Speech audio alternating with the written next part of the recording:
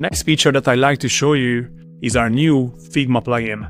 It's really a huge update compared to what we had so far. It's like a one-click magic to bring the Figma project into LVGL Pro.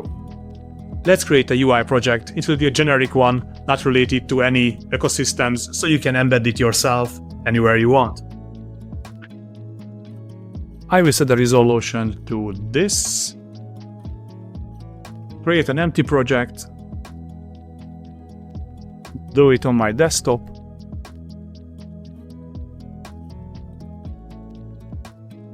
So now we have a completely empty project that we will fill with content in a few seconds. First, we should start the service that connects to Figma. Just click here and start the service. Now it's running. And now let's go to Figma. We have created a little example project. It looks like this. We can do many interesting things with this, but let's start with something simple. Let's click here, select LVGL flow for Figma. It's here for me because I already used it, but you can just type it in the search bar and you will find it too.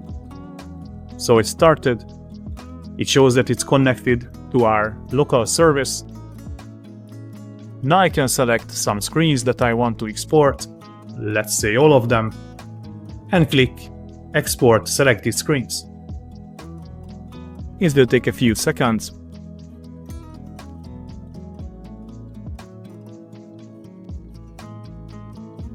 Now we can go back to LVGL Pro and see the result. So this is what we got. A lot of XML code and the screen which looks very similar to what we have seen in Figma. We also got some new components. The Figma project uses a base library actually. You can see it here. So these are the basic elements from which it builds up the screens. Here you can see some components that it created on its own. So it found, for example, this list item. So just created a component for that because it detected that it's reused many times. This is another screen.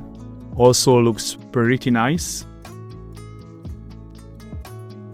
These widgets are also working, so it's not like just two rectangles, but these are converted to actual LVGL widgets. If we go back to the Figma plugin, we can do a few more interesting things here. For example, if I select this bar and go annotate, it already knows that it's an LVGL bar, but I can give it some hints like maybe it's a slider, maybe it's a switch. So I can tell what kind of LVGL component it is. Usually it guesses it correctly by default, but you can overwrite it. You can also do some data bindings here. For example, now it's bound to the battery percentage subjects, which will be visible in LVGL Pro as well. If I select this label, let's say this one, this is also connected to the same subject, and it has a format of %d, meaning it will be formatted as a simple number. Let's see how it's shown here.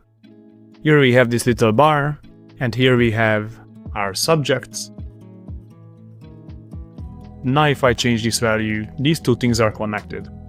So it means even a designer can easily set up these data connections based on the specification. The developer can fine-tune it in Figma, also fine-tune it in the editor, and these connections can be built up pretty easily.